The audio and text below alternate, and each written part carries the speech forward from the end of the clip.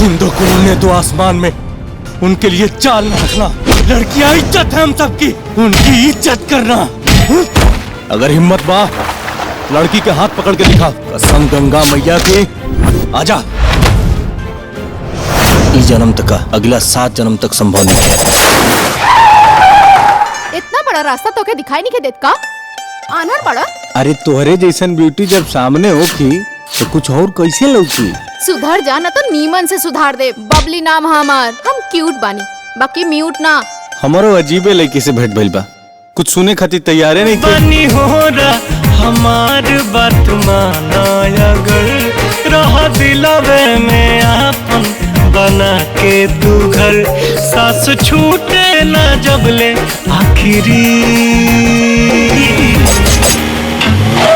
हमार 20 साल के प्यार में ऐसा कौन कमी रखे रे बेटा कि तू 20 घंटा के प्यार खातिर अपन खानदान की इज्जत दांव पे लगा डालू। पापा हम तो प्यार कइले बानी, और प्यार कई कोनो पाप ना होला। ई हमार घर है और हमारा घर में ओढ़री खातिर कौनो जगह नहीं। जब तक नौकरी नहीं मिलत तू हमार गैराजे में काम कर।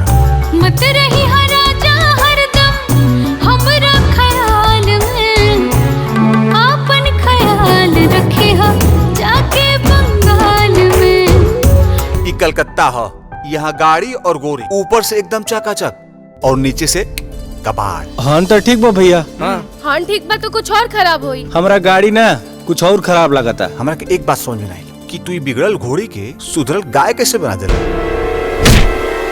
जाहिल गंवार तुहार हस्बैंड है यार। कहा तू कहा जौना हाड़ी में झाक ना, वो हमें तो बिलाई मुंह मरबे करी ना। बहुत कम लोग ऐसा रहेले जेके मोंटी के अटेंशन मिलाला। अपन खून जरा जरा के अपने मलकिनी के पढ़ैला लिखैला और ऊ का कैलेस? अरे अपन खानदान का लाज बिछा देले दूसरा के बिस्तर पे। ये तो हर दोस्त बड़ी, इनकर पति है। बबली की तबीयत बहुत खराब बा बाबूजी। बाबूजी हमरा के 8 लाख रुपए दे दी। लेकिन समाज में हमार थोड़ा सा इज्जत का गवावलास भरल समाज के बीच में हम अगर श्राद्ध करता नहीं, लेकिन वो लेगी तो तोर पूरा जिंदगी बर्बाद कर देले बिया, और ते फिर भी ओकरा खातिर भीख मांग रहल बाड़े।